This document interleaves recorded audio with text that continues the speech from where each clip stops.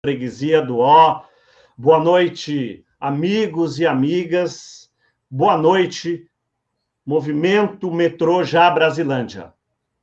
Estamos no ar com mais uma live. E hoje nós vamos receber o engenheiro e advogado Dr. José Manuel Ferreira Gonçalves. Dr. Manuel, muito obrigado por ter aceitado vir dialogar conosco nesse momento, que é importante que a gente possa trazer informações e elucidar dúvidas nessa luta tão importante para a nossa região, que é a luta por mobilidade social e desenvolvimento social também, que é a luta pelo metrô. Muito obrigado pela presença. De nossa parte, muito obrigado, eu que agradeço.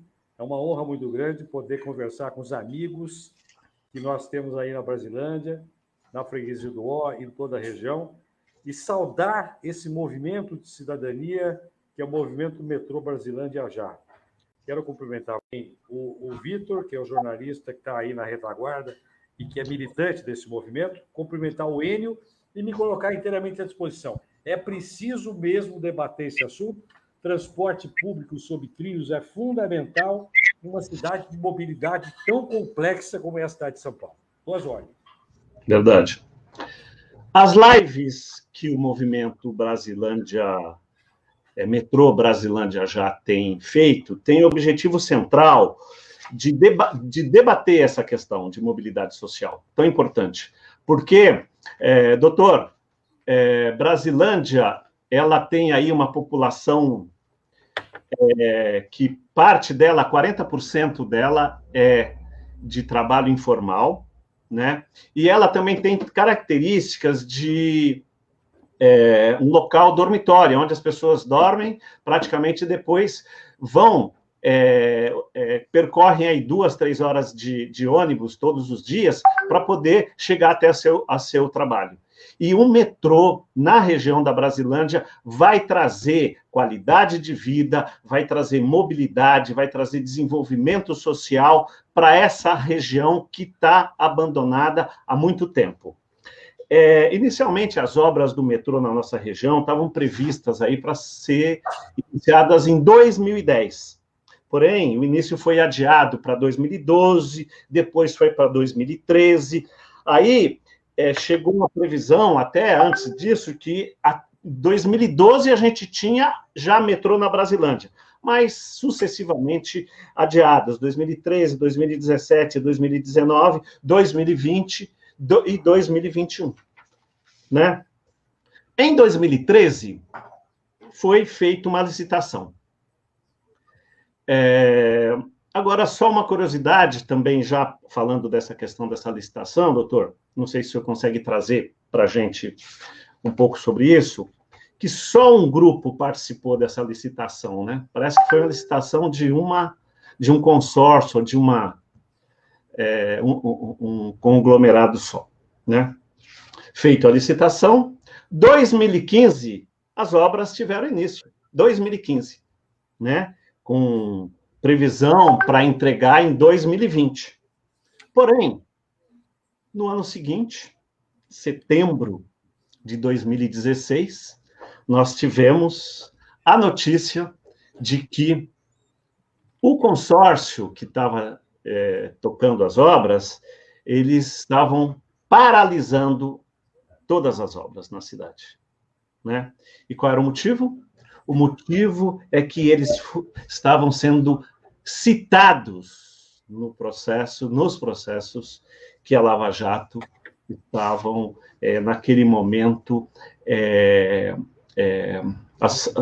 estabelecendo diversas ações em diversas empresas no Brasil.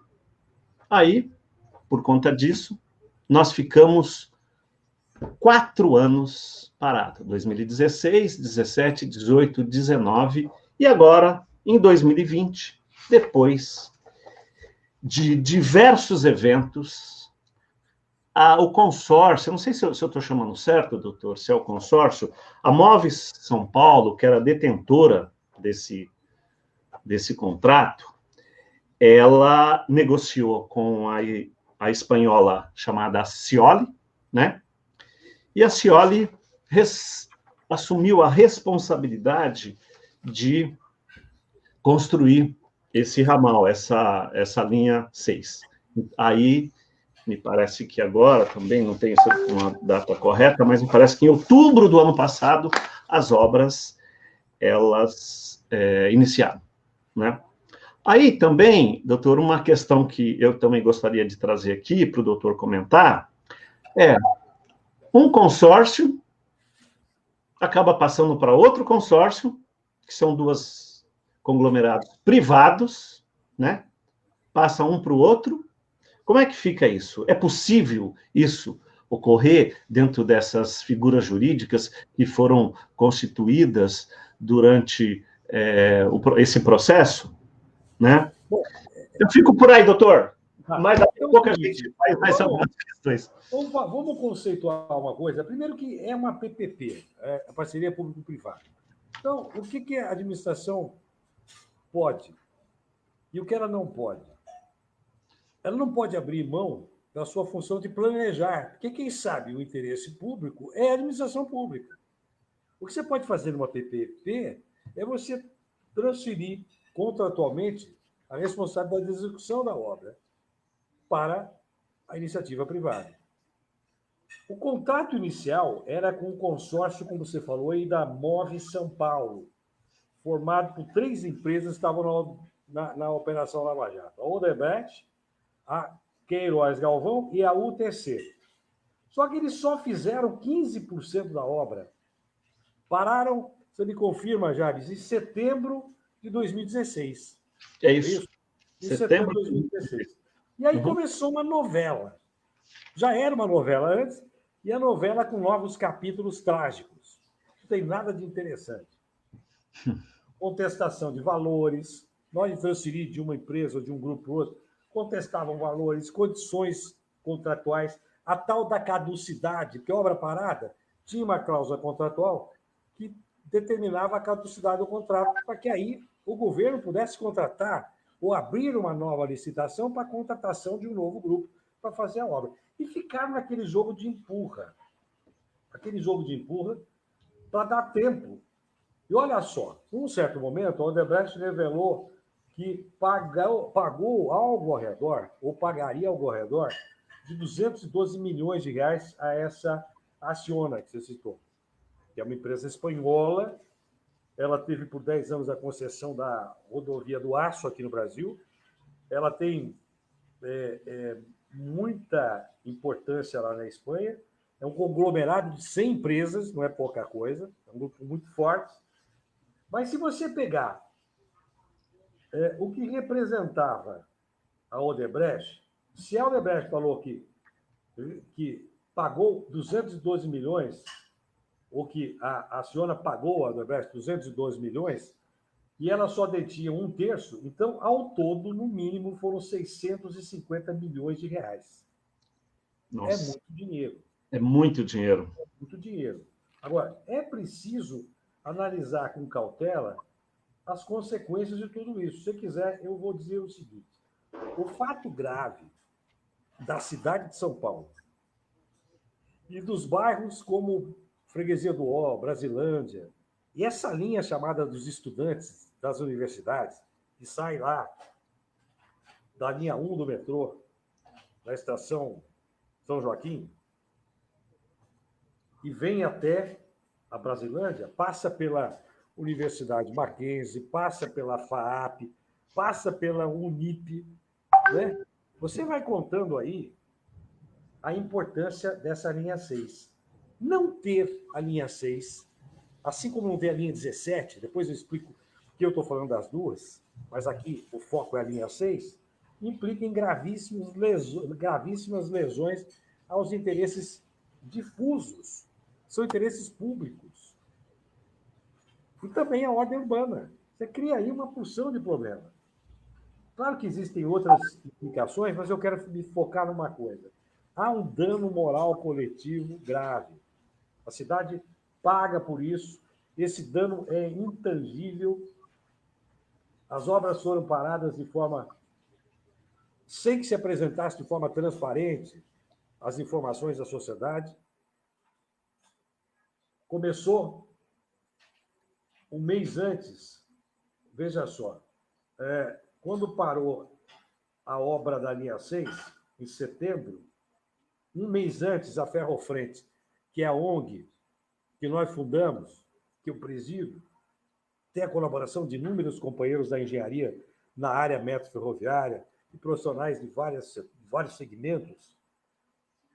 Nós entramos com a ação civil pública, porque a ONG não tem fins lucrativos.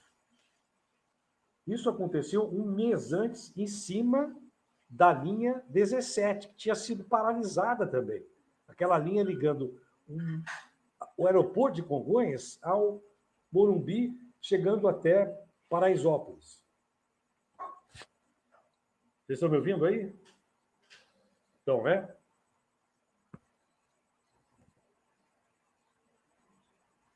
Eu não sei se caiu a conexão. Eu vou continuar, eu não sei se a conexão caiu. Tá? Se houver algum problema, vocês me chamam. Então, um mês antes, nós tínhamos ingressado com a ação civil pública, depois do número da ação civil pública e tudo isso. Quando aconteceu a paralisação, nós solicitamos ao juízo o ingresso também da linha 6 no rol do que nós estávamos pedindo para a linha 17. Em outubro, exatamente, um mês depois da paralisação da linha 6, nós solicitamos exatamente isso. Ô, Jaber, você está me ouvindo?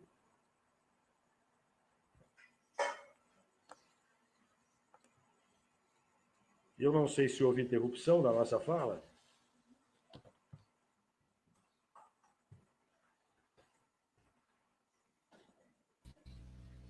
O Jaber caiu. O Jaber caiu. Eu posso continuar falando sem problema. Ele volta daqui a pouco. Pode, ele vai voltar, ele vai entrar. Tá, então veja só. Eu disse, a paralisação da obra da linha 6 aconteceu em setembro. Nós já tínhamos dado entrada numa ação civil pública em um mês antes, quando a paralisação da linha 17, que tinha paralisado antes.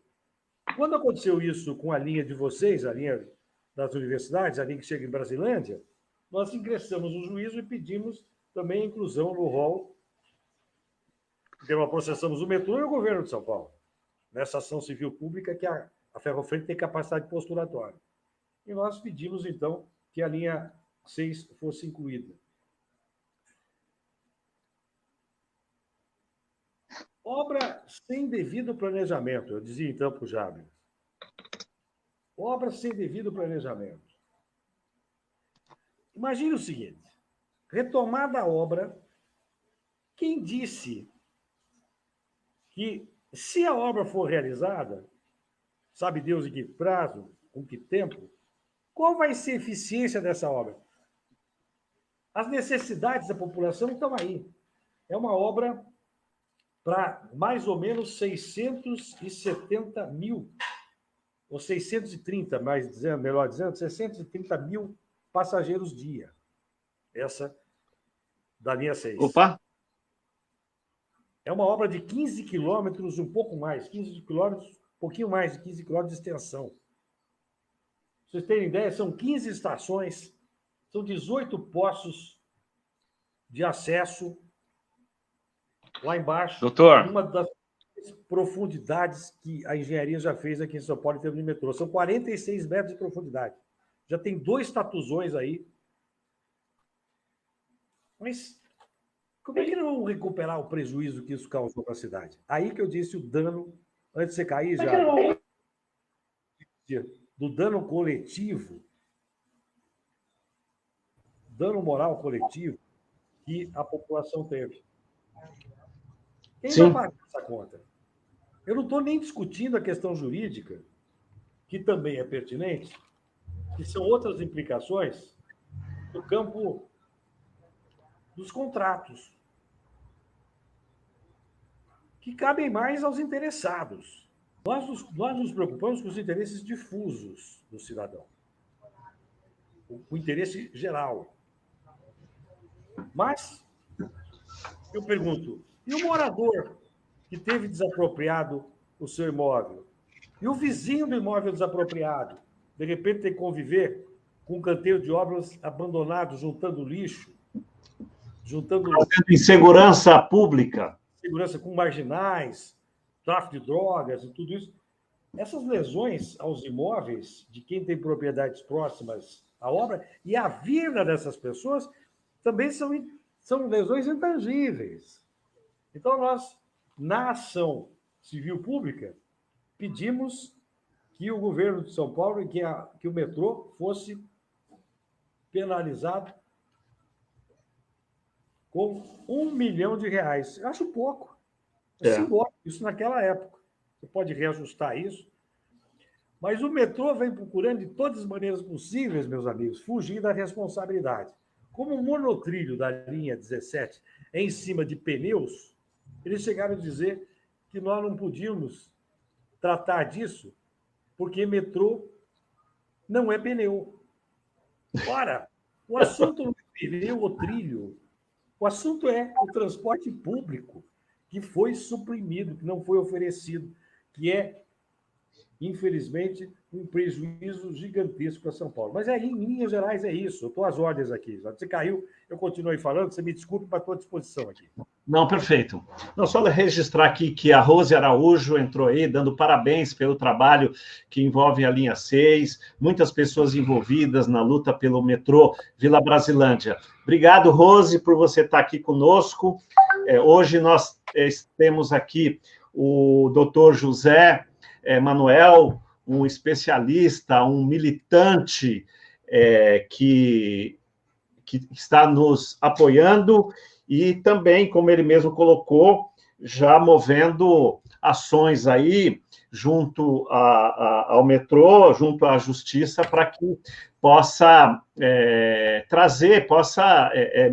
mitigar, pelo menos, né, de alguma forma, né, doutor? Esse incômodo, né? Porque se a gente olhar ali... Eu quero ressaltar o seguinte, tem um comentário aqui do tamanho dessa política de menos Estado, isso é péssimo. Esse negócio de privatização não tem sentido. O Estado tem que ser o Estado necessário, não o Estado mínimo. Isso é uma bobagem. Porque o transporte público tem que ser, sim, subsidiado pelo Estado. Porque o trabalhador ele vai 3 horas para chegar em casa, 3 horas para voltar de casa para o trabalho. Isso é uma loucura. Isso é uma loucura. Isso atrapalha a vida familiar, isso representa problema de saúde. Está aí na pandemia. As pessoas aglomerando dentro dos veículos do transporte coletivo, seja metrô, trem, da CPTM, seja ônibus, etc. Agora, há, entretanto, que se ressaltar um aspecto, pelo menos positivo nessa história, para a gente olhar para o futuro com algum grau de esperança. Afinal de contas, depois de tanta celeuma, depois de tanto drama, de tanto atraso, de tanta novela tragicômica, passaram para frente e agora uma empresa espanhola que é forte, eu disse, é forte, mas que tem que ser fiscalizada pela sociedade. Sim. Tem que ter vigilância de perto para saber o que eles estão fazendo. E nós nos colocamos à disposição para ajudar nessas verificações de campo, porque vários colegas poderão voluntariamente se colocar à disposição através da Ferrofrente para ajudar a sociedade nessa fiscalização. Nós temos que ter uma metodologia dessa atividade. Não é uma fotografia isolada ou um fato isolado. Mas eu quero dizer que há uma esperança no fundo do túnel lá, né? Uma luzinha.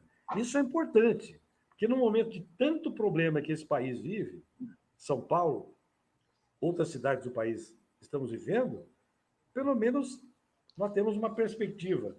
A coisa, se for bem fiscalizada pelo governo, pela sociedade, pelo Ministério Público, por entidades não governamentais como a Ferrofrente e outras que ajudam muito nessa atividade da sociedade civil, como São Paulo, na área de cidadania, nós temos várias ONGs que cuidam, inclusive aí na Brasilândia.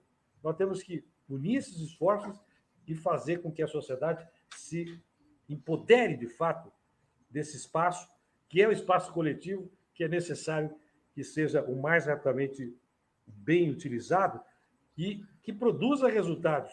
Afinal de contas, o que não pode é ter esqueleto para cá, esqueleto para lá. Nós não estamos numa guerra, já basta a pandemia, né? É verdade.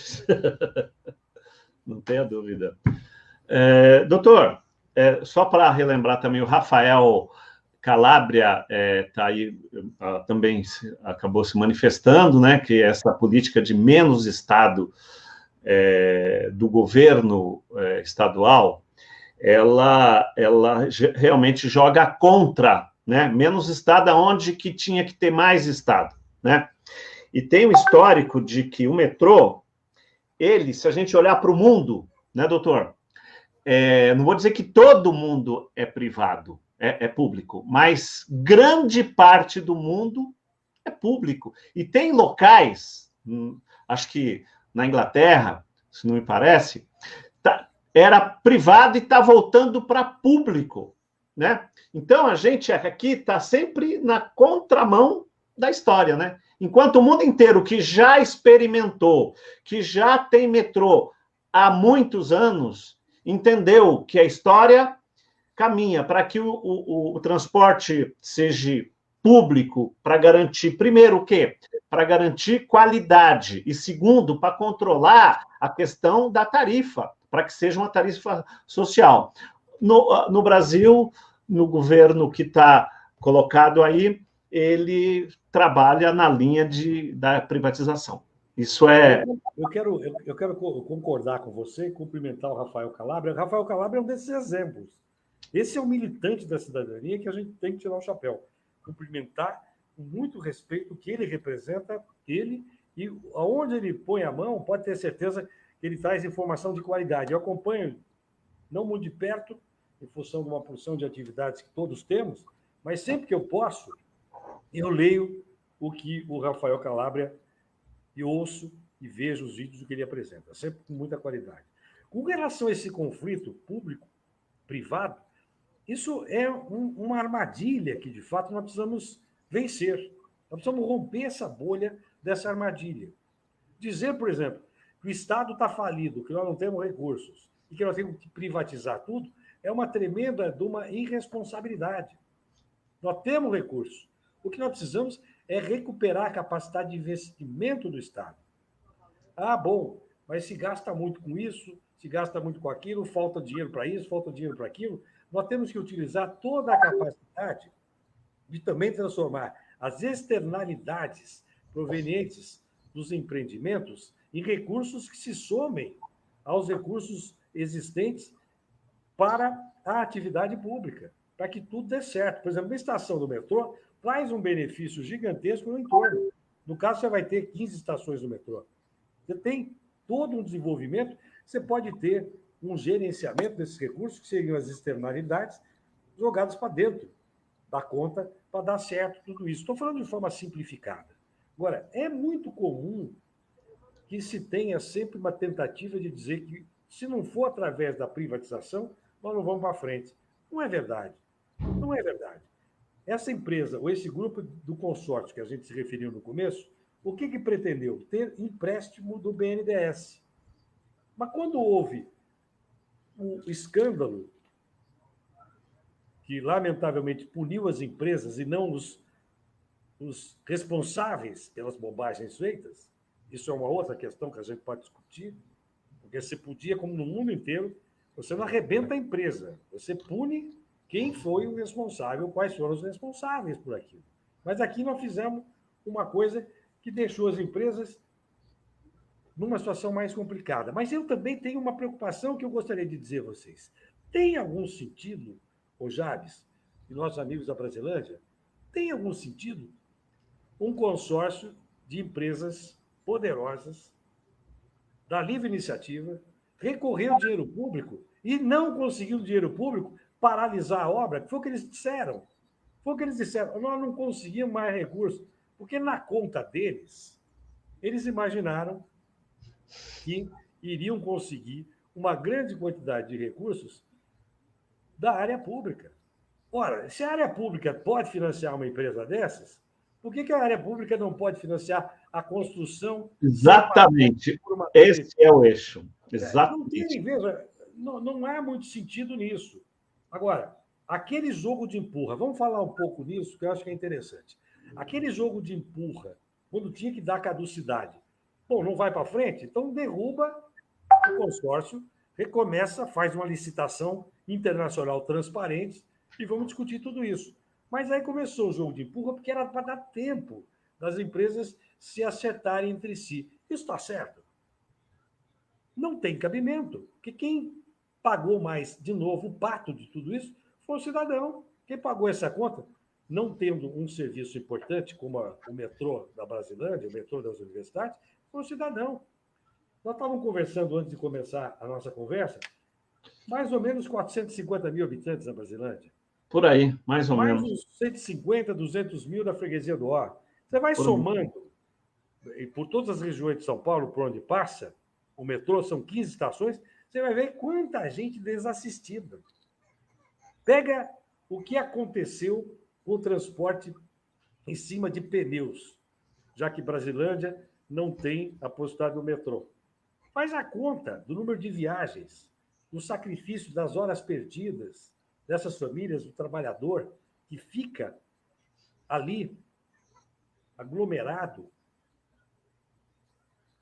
numa concentração agora, inclusive, a pandemia absolutamente criminosa. Então, você tem um agravamento continuado. Quando o poder público não planeja, não se organiza, eles estão agora fazendo uma licitação para as adaptações na linha 1. Eles vão conectar a linha 1. Bonito. Bonito. Vai ligar a Zona Norte de São Paulo até a Estação São Joaquim na linha 1 do metrô. É bom, né? Porque a linha 1 é norte-sul. Aí Sim. você pega por ali e vai para o sul. Ou você conecta com outras linhas, tudo bem. Mas é preciso, só agora, planejar como é que vai ser a conexão. Cadê o planejamento disso? Então, agora a gente faz uma outra licitação para alguém fazer as adaptações na Estação São Joaquim do metrô. Não tem o menor cabimento. O Estado, a gente dizia no começo da nossa conversa, tem a obrigação de exigir da iniciativa privada, se for o caso, pode até a iniciativa privada preparar o projeto básico executivo por meio de um edital. E nesse projeto básico executivo você põe tudo. Depois a empresa que faz o projeto pode ser ressarcida. Se outro grupo ganhar a concorrência, né? Pode o Estado não fazer, mas o Estado tem que dar diretriz disso. É. Ué, você quer conectar Brasilândia na linha 1, Freguesia do Ó na linha 1, mas na hora de fazer a conexão você tem que fazer um novo projeto? Mas onde é que nós estamos? É como a história da linha 17, dos irmãos lá que vão até a região de Paraisópolis. O metrô só vai ter um funcionamento equilibrado se a população de Paraisópolis usar a linha 17. Se não usar a linha 17, vai ser um projeto deficitário. E não é que as decisões políticas querem parar na Marginal do Pinheiros, não querem atravessar por cima, enquanto a de vocês é com tatuzão, 46 metros abaixo, ali vai ser por cima. Não querem deixar chegar? Segundo informações, nós já vivemos uma história parecida em Genópolis, na linha 6, quando não quiseram a estação do metrô em Genópolis. Vocês se lembram disso? Sim. Eles disseram que ia ser uma população diferenciada, que ia ficar ali tendo que conviver com a realidade do pobre. Uma loucura. Quer dizer, e as pessoas que trabalham na casa dessas pessoas são pessoas que moram longe e trazem todo um trabalho de coração e de alma a essas pessoas. Essas pessoas, algumas, eu não vou generalizar, com essa frieza de dizer, olha, tudo bem, servem para trabalhar, mas que peguem ônibus e fiquem 3, 4 horas para ir, 3, 4 horas para voltar. Metrô não, porque senão vai ficar feio para a gente. Olha só que coisa. Nós precisamos mudar conceitos. É preciso romper essas resistências. Colocar o ser humano em primeiro lugar e o interesse público como prevalente. E não o interesse do particular. A história do lucro. Vamos ter lucro a qualquer preço? Você falou no começo da nossa nossa boa conversa, você falou dos problemas das concessões ferroviárias. Você falou alguma coisa. E você citou o mundo. Pois é, no mundo, nós temos a utilização da ferrovia de carga e da ferrovia de passageiros concomitantemente. E feita com empresa pública. É o caso da Amtrak, nos Estados Unidos. Empresa pública. Lá, que é um dos berços do capitalismo, a empresa pública funciona. E aqui a gente diz que não serve, que não funciona. Mas onde que não funciona? O que eles estão fazendo hoje com a CPTM e também com o metrô é canibalizar, porque não há manutenção. Então, separa uma composição, retira parte dos equipamentos e coloca na outra para que a outra funcione. É preciso investimento em manutenção. É preciso investimento no planejamento. É preciso investimento no funcionário público. É preciso investimento na engenharia pública. Mas, lamentavelmente, é preciso que a gente diga muito isso. E ainda, lamentavelmente, nós vamos sempre ter alguns ouvidos, como é que se diz popularmente? Ouvidos de mercador. Parece que estão ouvindo. Mas eles estão ouvindo, sim. Mas só a sociedade, especialmente a sociedade que vive mais de perto do problema, é que vai reagir e é preciso reagir. É verdade. Ribeiro Sintra, Ribeiro, meu companheiro, grande abraço a você. O Ribeiro deixa aqui uma mensagem. A importância do metrô linha 6, laranja, é como a necessidade das vacinas. Muito bem, verdade isso mesmo, viu, Ribeiro? Realmente, como disse já o doutor José, nós, com a possibilidade desse ramal funcionando, vai dar qualidade de vida, vai dar resultado econômico, vai dar valorização econômica e vai aumentar o número de empregos, com certeza, em todo o percurso dessa linha, nós teremos aí a valorização econômica. Então, lutar pelo metrô na Brasilândia, lutar pelo metrô na linha 6, é realmente uma luta que vai trazer muito desenvolvimento. Mas, doutor, eu queria voltar numa questão que eu queria ver com o senhor. Essa coisa de ter passado do consórcio lá, da Move São Paulo, para a Cione, assim, sem uma discussão popular, sem isso teve intervenção do Estado, isso é possível? Não teve maracutaia, sei lá, não sei se... O que aconteceu nessa história aí? Sabe? Qualquer ato da administração pública pode ensejar, por exemplo, a improbidade administrativa. Caso seja lesivo ao patrimônio público, ao eventual enriquecimento ilícito de alguns homens públicos, corrupção. Agora, quem tem o poder para questionar isso e para entrar com a competente ação é o Ministério Público. Maravilha. Nós, a sociedade civil, nós ficamos na esfera civil. Eu não posso afirmar que houve um ato ilegal ou lesivo ao patrimônio público, mas, no mínimo, faltou transparência, faltou clareza. Há mecanismos que já são muito assentados de consulta popular.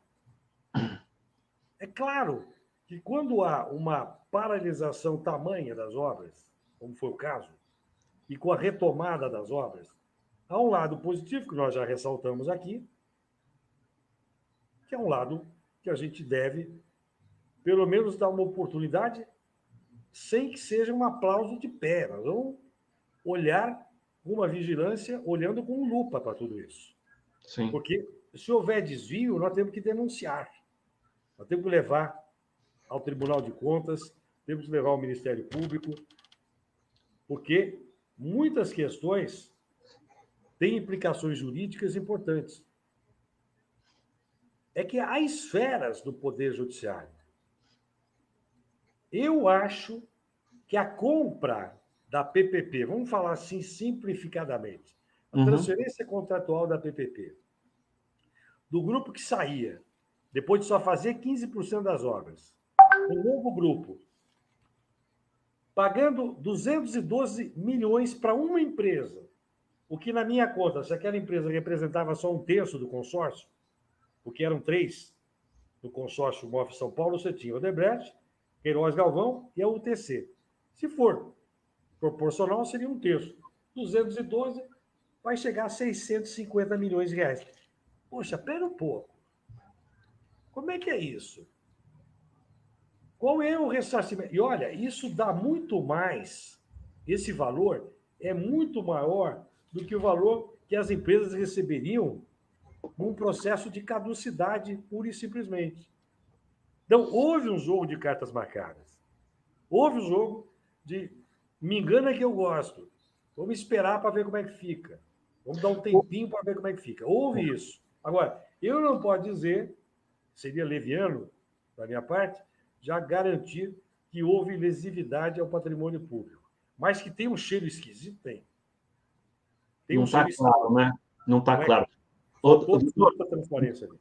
Doutor, se me permite, o Enio Silva, ele colocou uma questão que é bem interessante e gostaria de que o senhor fizesse os comentários.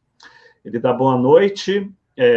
O contrato da obra da linha 6 estava orçado em 9,7 bilhões em 2016.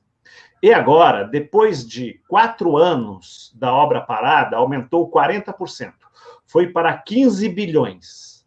E quem vai pagar esse pequeno, entre aspas, reajuste? Pois é. Então, primeiro, um grande abraço ao meu querido companheiro de luta, que encontrei, o Enio Silva, muitas vezes na Assembleia Legislativa, quando a Assembleia se debruçava sobre os assuntos do metro ferroviário. Hoje, a Assembleia não quer saber nada mais disso. Nós tínhamos lá um fórum permanente, nós fazíamos uma reunião a cada 10, 15 dias. Bom, pode ser que muita coisa não ia para frente, mas pelo menos era uma caixa de ressonância importante. A gente pressionava. Foi lá que eu conheci o Enio. Forte abraço a ele e aos outros companheiros desse movimento importante que recupera a cidadania, que fortalece a cidadania e que dá exemplo para as demais regiões de São Paulo fazerem o mesmo. Em primeiro lugar, pular de quase 10 bilhões para 15 bilhões assim, num salto, como por encanto, de novo, a falta de transparência. Por quê?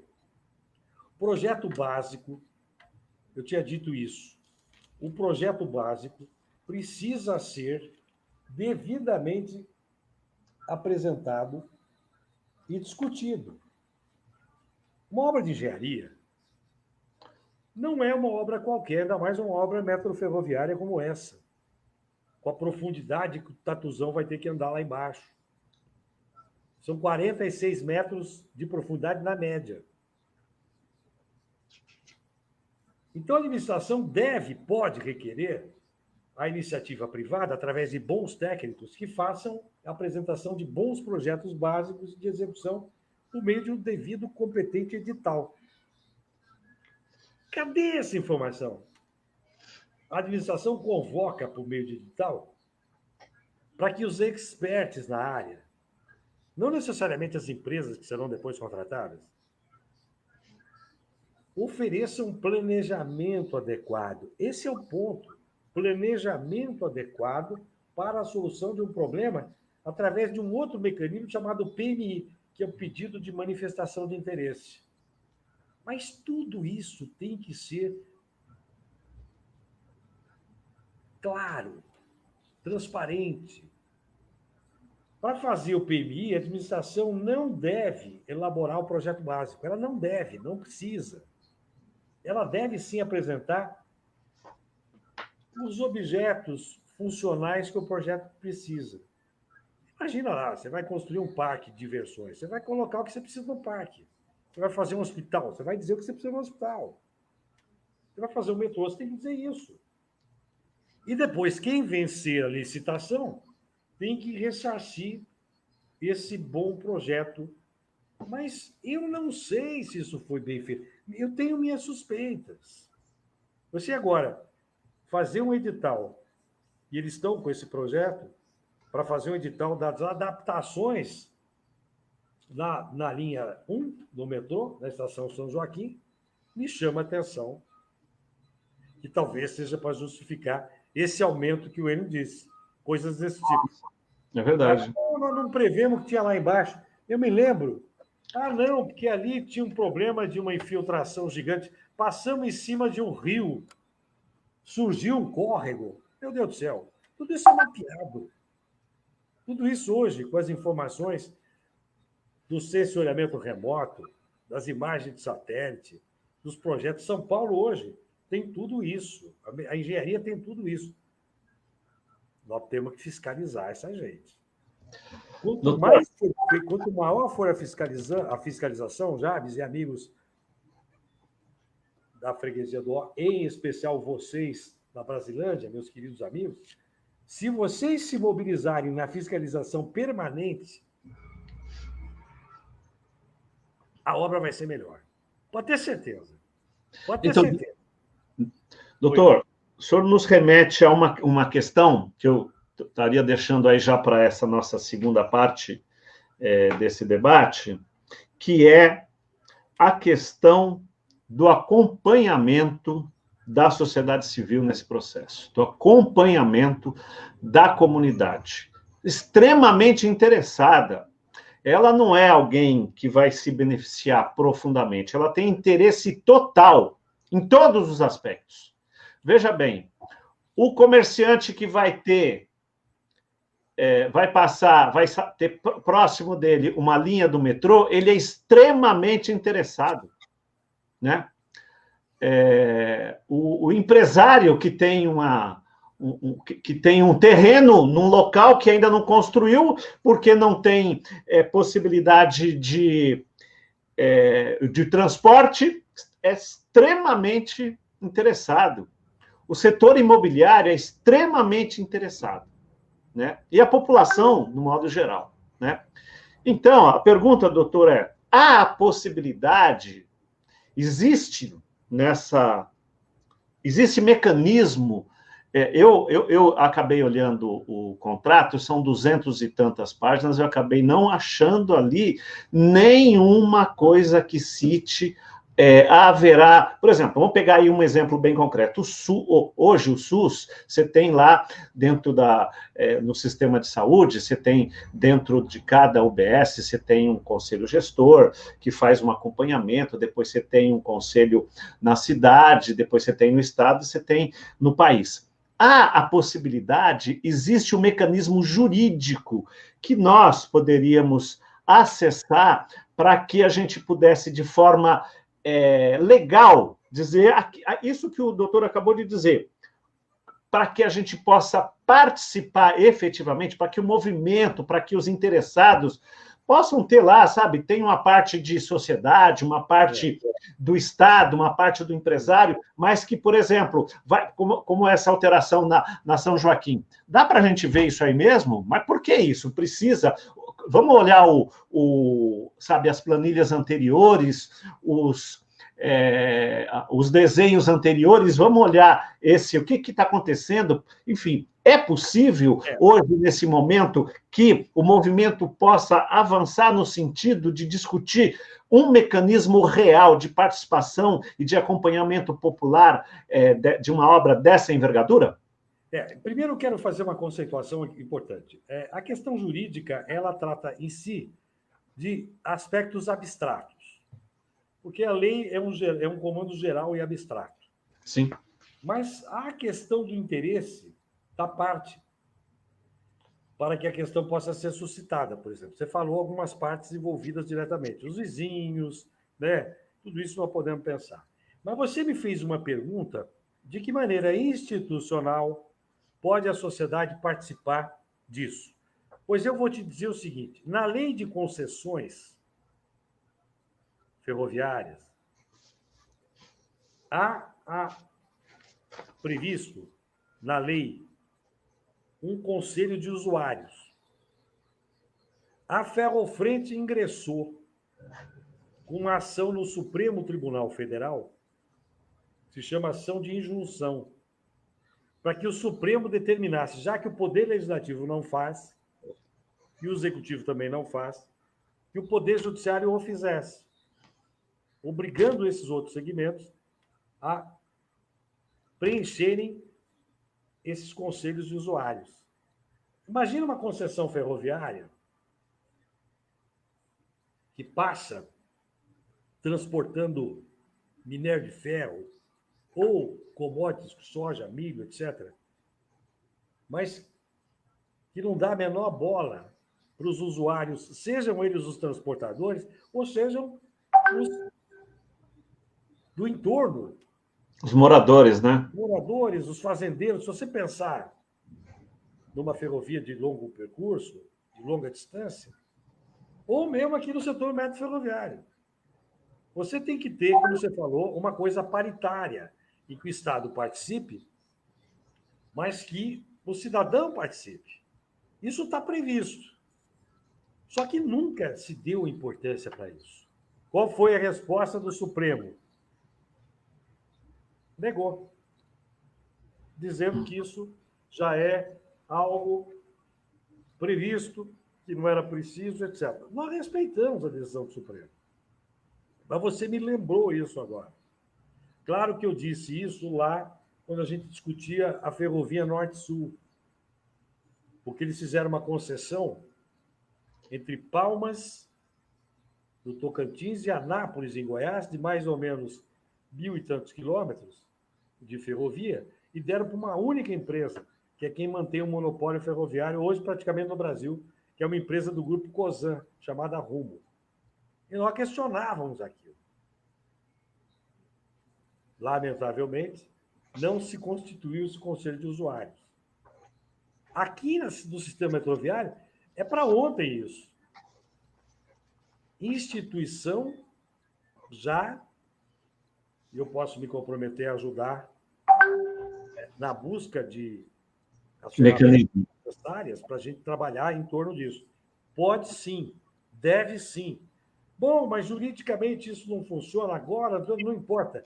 Que seja parte integrante deste movimento político que a Brasilândia está fazendo com tanta qualidade.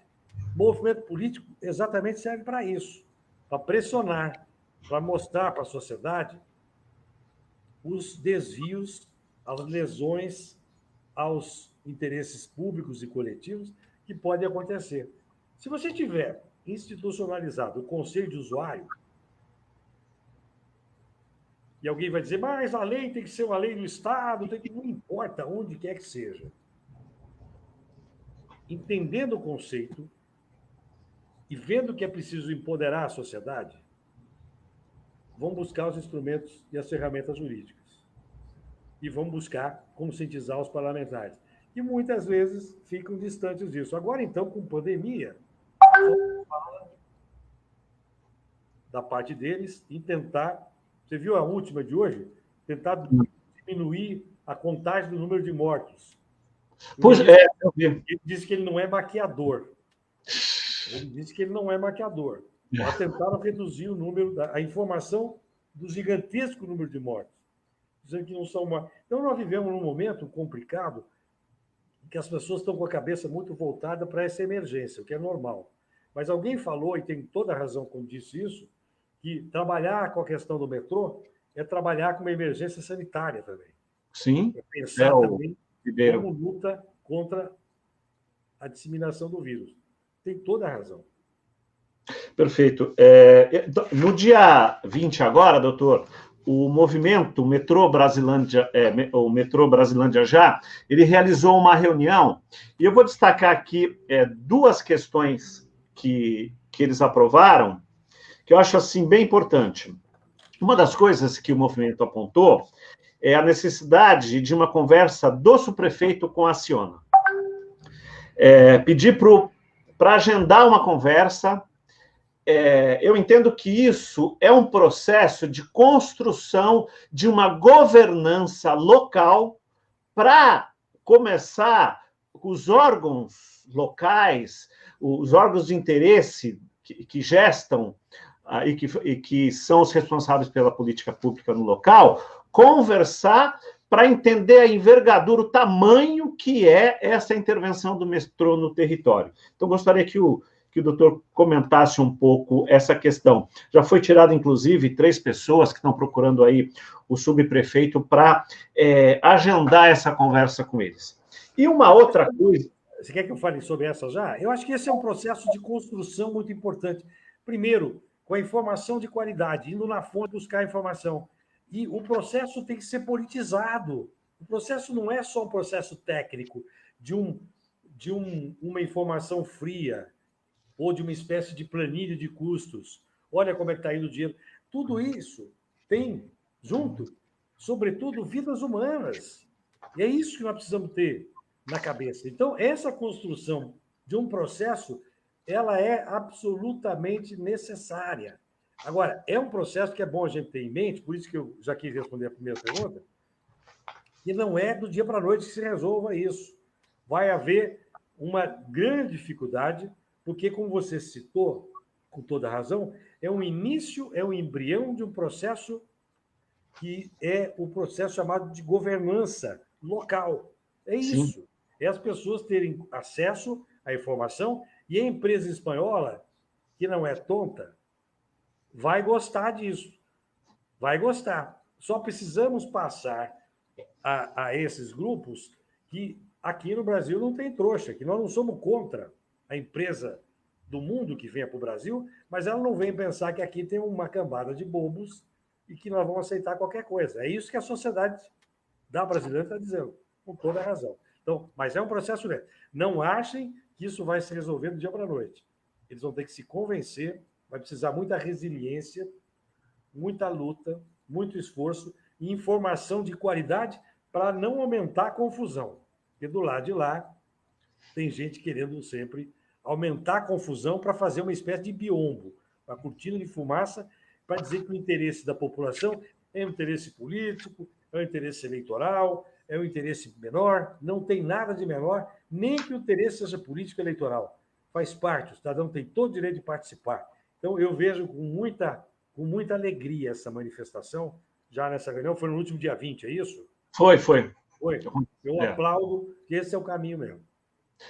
Uma outra questão, doutor, nessa mesma linha que o doutor está apontando, e diante das dificuldades de dar um passo adiante nas questões mais jurídicas, na relação com o Ministério Público, na relação com a Defensoria, principalmente agora, nesse momento de pandemia, onde a gente vê tanto o Ministério Público quanto a Defensoria mais voltadas a questões mais concretas, aí relacionados à pandemia, e também uma série de outras questões mais de interesse pessoal do que de interesse difuso, foi também proposto a constituição de uma comissão jurídica, né? Porque, como o doutor apontou, nós temos aí possibilidade de ação civil pública, se tem que discutir essa bendita caducicidade, como é que ela foi tratada, tem o dano moral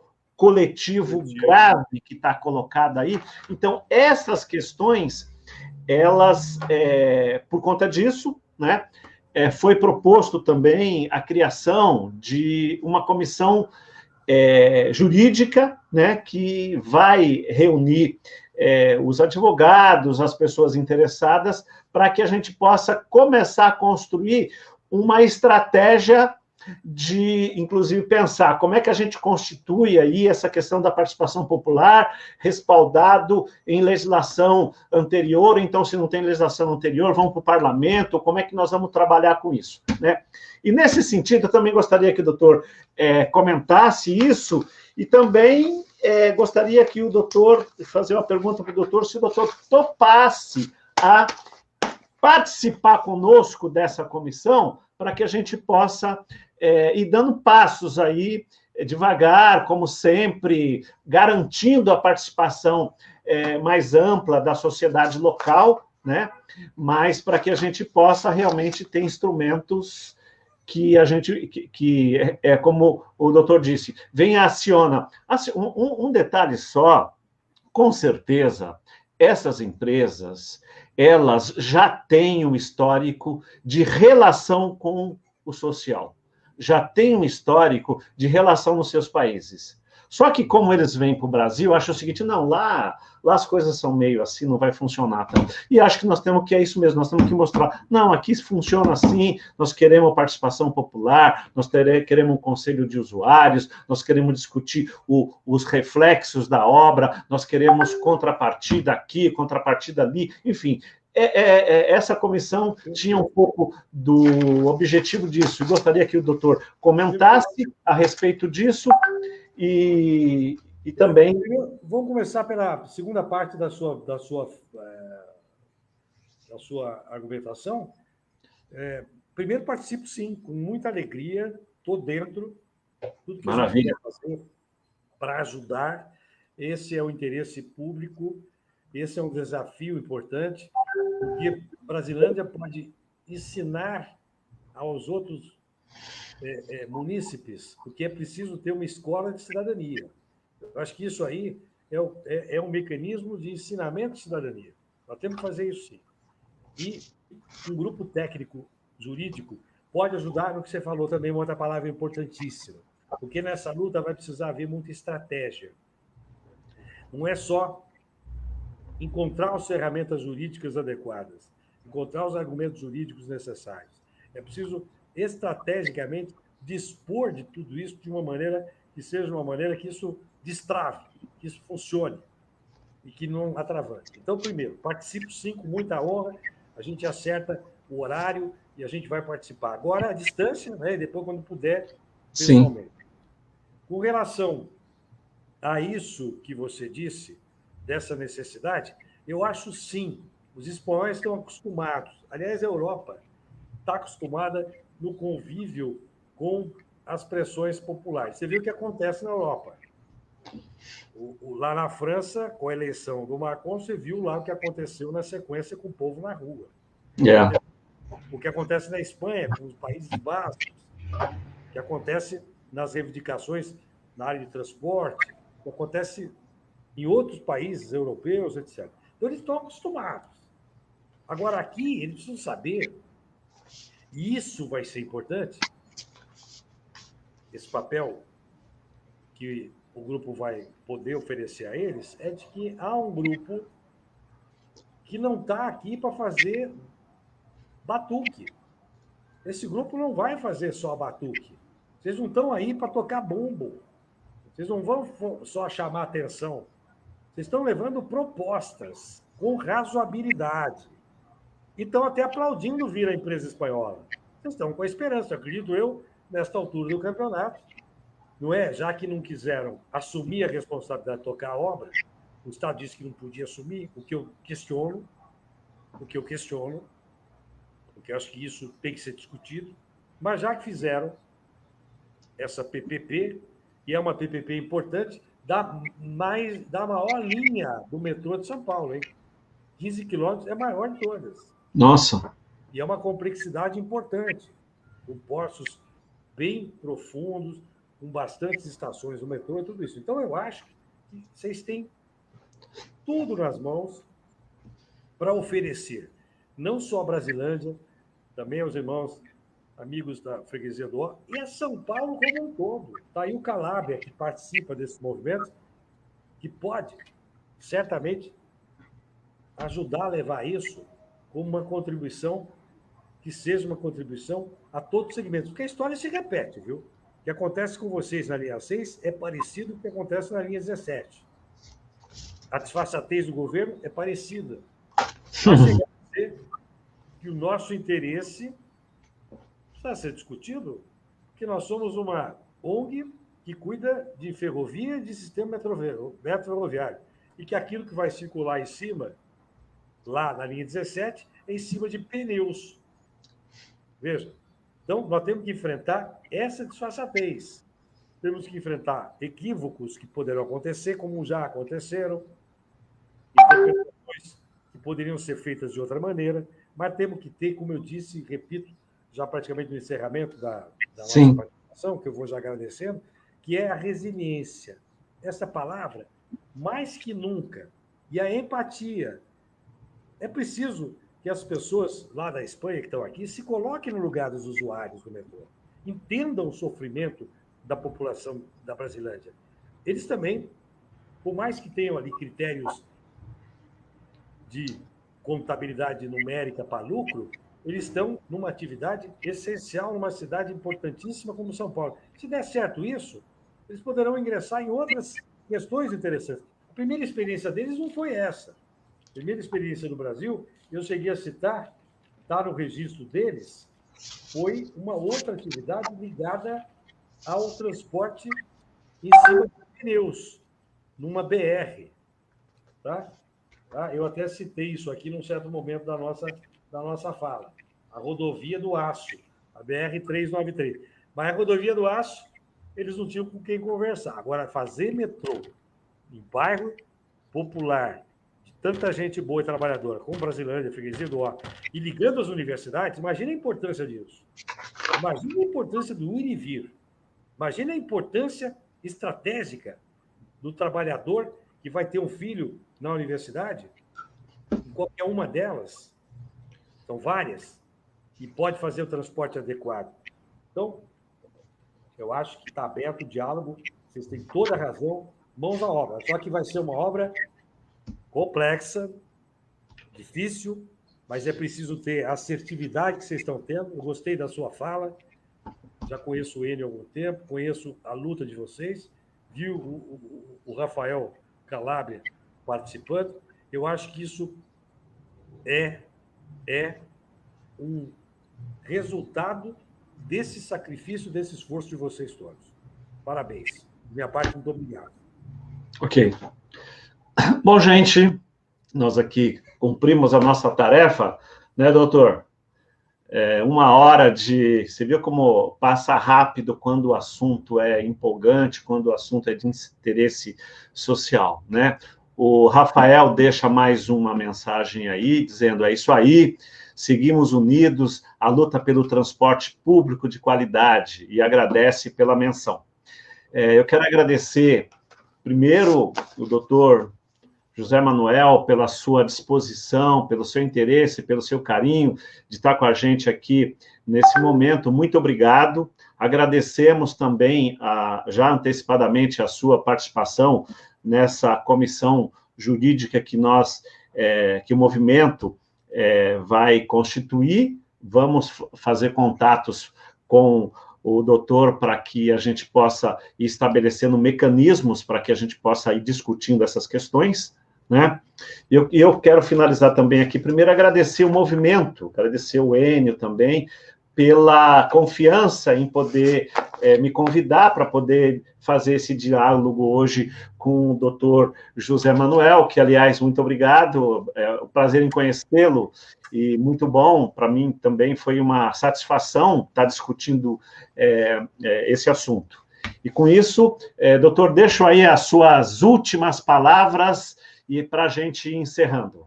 Só para fazer um agradecimento ao Enio, a você, Jabes, ao jornalista que esteve no início conosco, ele está aí na retaguarda, aos que estiveram conosco acompanhando, ao movimento Metrô Brasilândia Já, que tanta luta e tanto empenho tem oferecido a São Paulo, e por que não dizer, não é só a Brasilândia, oferece a São Paulo, a cidade como um todo. Parabéns a vocês, a luta está aí, vocês estão ganhando o jogo, isso que importa. Forte abraço a vocês. Obrigado. Obrigado, boa noite a todos. Vitor, obrigado pela sua atenção, seu carinho também de estar aqui com a gente até agora. E até a próxima, daqui a pouco, da próxima quinzena, teremos outra live também. Vamos informar todo o movimento e também toda a comunidade local do assunto. E vamos à luta. Metrô já. Um abraço. Metrô Brasilândia Já. Um abraço a todos. Metrô Brasilândia Já. Um abraço, grande abraço a todos.